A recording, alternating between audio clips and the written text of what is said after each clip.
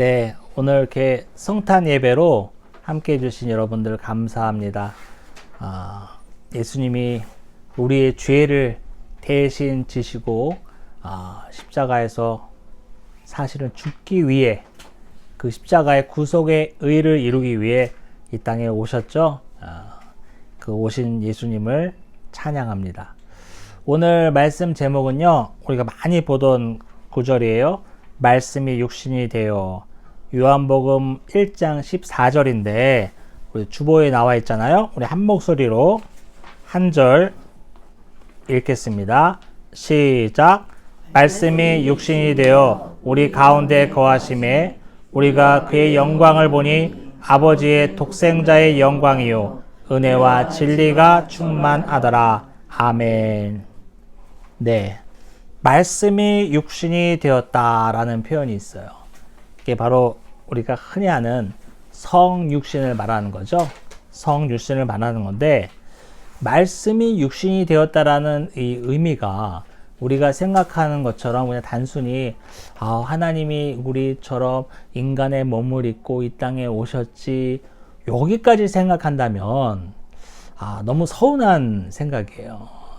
그래서 더 깊이 살펴볼 필요가 있는데, 여기서 첫 번째 나오는 게 말씀이라는 거예요. 도대체 말씀이 뭐냔 말이에요.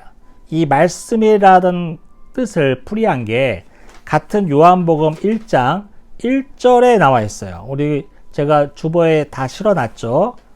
우리 1절을 한번 같이 읽어볼게요. 요한복음 1장 1절 시작. 태초에 말씀이 계시니라. 이 말씀이 하나님과 함께 계셨으니 이 말씀은 곧 하나님이시라. 자, 태초의 말씀이 요한복음 14장 말씀이 육신이 되었다고 나올 때 그 말씀이 태초에도 계셨는데 이 말씀이 하나님과 함께 계셨다라는 표현이 있어요. 그리고 이 말씀은 곧 하나님이다 라는 표현이 있고요. 조금 헷갈립니다. 이 말씀이 하나님과 함께 있었다는데, 말씀이 하나님과 함께 있었다는데 말씀은 하나님이다. 이러면 좀 혼동이 올 수 있어요. 한 구절 한 구절 살펴보도록 하겠습니다. 여기서 태초에라는 표현이 있어요. 태초에라는 표현은 시간의 시작을 나타내죠. 시간의 시작을 나타내고, 창세기 1장 1절에 태초에 하나님이 천지를 창조하시느라라는 말씀을 충분히 연상케 합니다. 사도 요한이 그 점을 노려서 이 태초에라는 단어를 사용한 거예요. 그런데 중요한 게 있어요. 예수님, 말씀이죠. 말씀이 창조의 순간부터 존재했다는 것을 나타내요. 정확하게 말하면 창조 전에 말씀이, 예수님이 계셨다는 것을 나타냅니다. 그래서 시간이 있기도 전에, 태초에 하나님께서 모든 만물을 만드시기도 전에부터 계셨던 존재가 바로 말씀이고, 말씀은 예수님을 나타내는 거예요. 그래서 태초에 말씀이 계셨다, 태초에 예수님이 계셨다. 이 예수님은 하나님과 함께 계셨고 이 예수님은 곧 하나님이다. 이렇게 우리가 이해를 해야 되는 겁니다. 그래서 오늘 본문 14절 말씀이 육신이 되었다라는 말은 하나님이신 예수님이 육신의 몸을 입고 이 땅에 오셨다라는 뜻을 나타내고 있어요. 그래서 태초는 단순히 시간의 시작을 나타내는 것이 아니라 모든 존재의 근원이신 하나님, 그 하나님의 영원성을 나타내는 단어입니다. 그래서 두 번째 볼게요. 두 번째 보니까 말씀이 계시었다라는 말이 있어요. 1절에 태초에 말씀이 계시니라. 말씀이 계셨다라는 말이 있어요. 여러분, 이 말씀은 헬라어로 하면은 로고스라는 표현을 써요. 로고스라는 표현.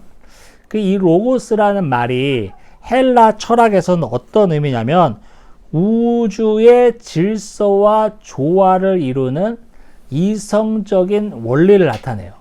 너무 어려운 말이네.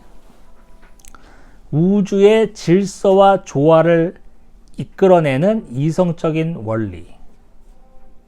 말씀이 이 로고스 헬라어의 단어의 뜻이 그거고 유대어로 생각하면 유대적으로 생각하면 이 말의 뜻이 로고스의 뜻이 뭐냐면은 시편에도 언급되어 있는데 하나님의 지혜와 계시를 나타내거든요. 점점 어려워지죠. 이 로고스라는 말은 우주의 생성 원리, 질서라고 생각하시면 돼요. 우주의 생성 원리 질서. 그 말씀이 계셨다 그러니까 지금 제가 말하는 것처럼 이런 말이 있는 게 아니라 우주의 질서와 생성 원리를 우리가 로고스라 한다. 그러니까 이 로고스라는 표현을 봐서도 우리가 뭐냐면은 창조에 뭔가 의미를 갖고 있다. 그 다음에 창조뿐만 아니라 이 우주의 질서, 우주를 운행하신다라는 개념과 또 의미가 있다는 걸 나타내요. 그래서 이 로고스라는 말 한마디로 말씀, 성경 말씀, 또 목사님의 말씀, 이 말하는 말이 아니라 이 로고스라는 것은 뭔가 창조되었고 그 창조된 것을 운행하는 원리, 질서, 뭐 이렇게 생각하면 됩니다. 형이상학적이고 너무 추상적인 의미라서 그런데 우리가 정확하게 지금 짚고 넘어갈 것은 로고스, 말씀이라는 것은 이렇게 떠드는 말이 아니라는 거예요. 하나님의 창조와 그 창조한 것을 운행하시는 하나님의 섭리를 포함하는 포괄적인 개념이라고 보시면 되는데 이 말씀이 계셨다. 원래 있었다라는 거죠. 이 만물이 창조되기도 전부터 이 말씀, 로고스, 하나님은 계셨다라는 것을 나타내고 있어요. 단순히 여기서 보면은 말씀이 계셨다, 계시니라 하겠는데 이 동사도 애닌이라는 동사가 사용됐다고 그러는데 과거에 있었다 이런 의미가 아니라 과거형만 나타내는 것이 아니라 지금도 항상 존재한다는 그 시제를 사용함으로써 말씀이 계시니라, 그래서 말씀이 있었다, 과거를 뜻하는 것이 아니라 그 과거서부터 지금 현재까지 항상 있는 그런 존재를 나타내는 시제를 썼다는 것도 되게 의미가 있습니다. 세 번째로 볼게요. 이 말씀이 하나님과 함께 계셨으니, 이 예수님이 하나님과 함께 계셨으니, 함께라는 단어가 헬라어로는 이제 프로스라는 단어를 쓴다고 하는데 이게 단순히 같이 있다, 뭐 나란히 있다 이런 의미가 아니라 그런 의미 더 넘어서 항상 교제하고 항상 상호 작용을 하는 그런 의미를 갖고 있다고 그래요. 그래서 말씀이 하나님과 함께 계셨다라는 말은 말씀, 예수 그리스도가 하나님과 나란히 있다, 같이 있다는 뜻만 아니라 그의 속성과 그의 전능과 능력을 서로 나누면서 항상 교제하면서 계시는 존재로 우리가 이해하면 되고, 제가 전에도 말씀드렸다시피 이 창조, 하나님이 태초에 천지를 창조하실 때도 이 삼위 하나님이 성부, 성자, 성령 삼위 하나님이 서로 협약하시고 서로 의견을 나누시고 또 협조하에 창조가 이루어졌음을 우리는 알아야 합니다.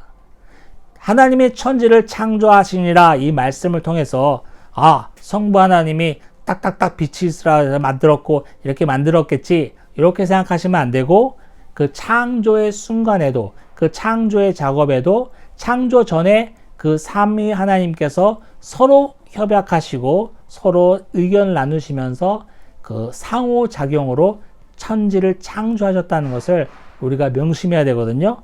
이처럼 하나님이 이 말씀이 예수 그리스도죠. 말씀이 하나님과 함께 계셨다라는 말은 하나님과 항상 친밀한 관계 속에서 서로 상호작용을 하는 존재임을 나타내고요.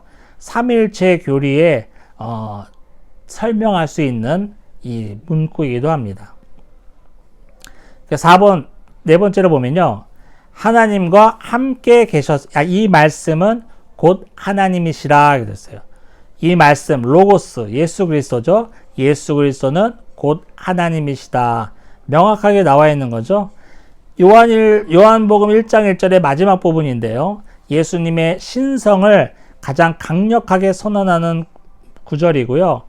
헬라어 원문에서도 이 말씀이 곧 하나님이다 할 때 하나님 앞에 정관사가 없어요. 정관사가 없으므로 이 말씀이 하나님이다 할 때는 또 성부 하나님을 나타내는 그 하나님은 아니다라는 것을 알 수 있어요. 이 구절은 조금 어려운데 삼위 하나님을 정확하게 구분짓는 말씀이기도 합니다. 예수 그리스도가 하나님이시긴 하지만 우리가 알고 있는 성부 하나님은 아니다 라는, 본질적으로는 하나님과 같은 속성을 갖고 계시지만 위격으로는 하나님과는 또 다른 위격을 갖고 있다는 거, 이게 신비의 영역이라 제가 감히 설명하기도 뭐하고 저도 자세히 알 수 없고, 이런 부분은 우리가 천국에 가서 확인해야 할 부분이에요.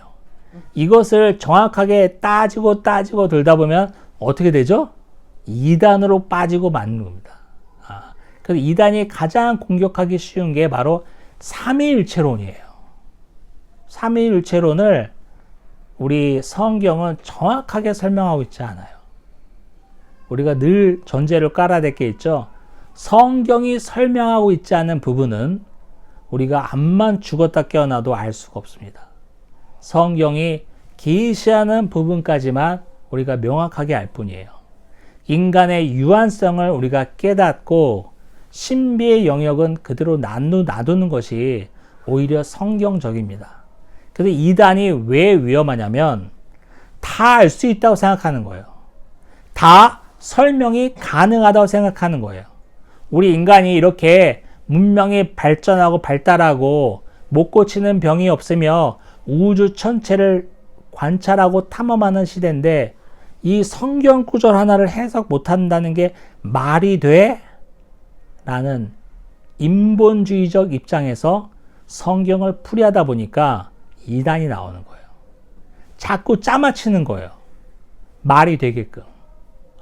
그래서 이단은 무서운 게 뭐냐면 벌써 신본주의를 뛰어넘는 거예요. 거기에 기반을 두고 있지 않고 우리는 뭐든지 해석할 수 있다, 풀이할 수 있다라는 극히 인본주의 입장을 갖고 있다는 게 이단입니다.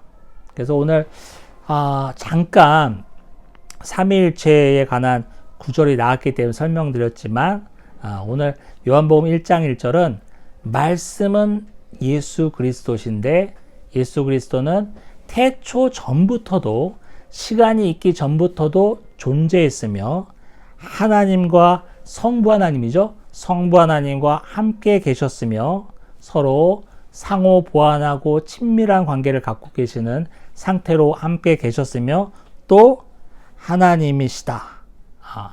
이거는 또 성부 하나님은 아니죠. 예수 그리스도는 하나님이신데 성부 하나님은 아니다라는 것을 정확하게 요한복음 1장 1절은 설명하고 있어요. 자, 그것을 이제 설명을 바탕으로 우리가 알았습니다. 말씀이 육신이 되었다라는 데 쓰였던 말씀은 누구죠? 예수 그리스도예요. 예수 그리스도가 육신이 되었다라고 우리가 14절을 해석할 수 있어요.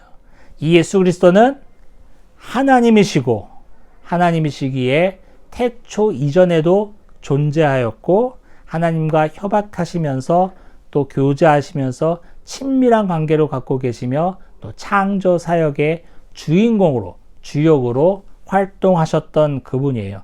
그분이 육신이 되었다. 여러분, 하나님이 육신이 되었다라는 말은 정말 큰 의미를 갖고 있어요. 이렇게 생각하면 될 것 같아요. 뭐냐면 안성빈 목사가 지렁이로 태어났던 거예요. 지렁이로. 그러면 이게 말이 되는 일이에요? 사람이 지렁이의 몸으로 다시 태어난다는 게 말이 되냐고요. 근데 사실은 이것 가지고도 예수 그리스도가 육신이 되었다는 말을 설명할 수 없어요. 왜냐하면 안성빈과 지렁이는 사실은 같은 레벨이에요. 똑같이 피조물이잖아요. 똑같이 피조물인 주제에 지렁이로 태어났다고 있을 수 없는 일이야. 어떻게 안성빈 목사님이 지렁이가 돼? 말할 수 없다는 거예요. 이런 것도 말이 안 된다고 할진데 창조주이신 예수 그리스도가 그분의 피조물에 지나지 않는 인간의 몸을 입고 이 땅에 오셨다는 것은 더더욱 말이 되지 않는 일입니다. 지렁이와 사람은 급이라도 같지. 어차피 같은 피조물이니까. 그러나 예수 그리스도와 우리 인간은 급이 완전히 다른 존재잖아요. 그분은 우리를 만든 창조주이시고 우리는 그분의 피조물에 지나지 않는데 어떻게 창조주가 자신이 만든 피조물의 형상으로 모양으로 이 땅에 올 수 있냐고요. 이런 말도 안 되는 일이 일어난 게 바로 성탄의 의미예요. 근데 왜 예수 그리스도는 이런 말도 안 되는 일을 실제로 행하셨을까요? 그것은 그 길밖에는 저와 여러분의 죄를 사할 길이 없기 때문에 그래요. 이건 단순히 저의 뇌피셜인데 다른 방법이 있었다면은 아마 예수님은 그 방법을 하지 않을까 생각을 합니다. 뭔가 하나님으로서 있어 보이고 참 누가 보더라도 정말 하나님이시다. 정말 하나님답게 우리의 죄를 사하셨다고 느낄 만한 다른 방법이 있었다면 그렇게 하셨을 거예요. 그러나 저와 여러분의 죄가 그렇게 멋진 방법으로, 있어 보이는 방법으로, 나이스한 방법으로 사해줄 수가 없을 정도로 너무너무 더러운 죄인인 거예요. 하나님이신 그분이 말도 안 되게 피조물에 지나지 않는 인간의 몸을 입고 이 땅에 오셨고 이것까지도 말도 안 되는데 그러고 끝났습니까? 자신이 지은 인간의 손에 의해 죽음을 당하시는 이 어처구니 없는 사건이 일어난 것이 바로 예수 그리스도의 탄생을 기반으로 하고 있잖아요. 예수 그리스도가 이 땅에 오신 것은 우리에게 즐거운 성탄을 선물하기 위해서 가족과 함께 따뜻한 성탄을 보내라고 이럴 때라도 어려운 이웃을 살펴보며 나눔을 하라고 이 땅에 오신 것이 아니고 저와 여러분의 죄를 대신 짊어지시기 위해 말도 안 되는 인간의 몸을 입고 이 땅에 오신 겁니다. 우리는 이 성탄의 의미를 정확하게 알아야 될 것 같아요. 오늘 말씀이 육신이 되었다는 말씀을 통해서 우리는 예수 그리스도의 낮아지심을 배웁니다. 하나님이신 그분이 인간의 몸을 이 땅에 오셨다. 철저히 낮아지심. 그래서 저와 여러분은 항상 낮아져야 돼요. 저도 그렇고 여러분도 그렇고 항상 낮아져야 됩니다. 우리가 예수를 믿는 사람이라고 하는데 예수님은 그렇게 낮고 낮은 인간의 몸을 입고 이 땅에 오셨는데 어떻게 저와 여러분이 점점점 높아지려 하고 점점점 자랑하려고 합니까? 그건 있을 수 없는 일이에요.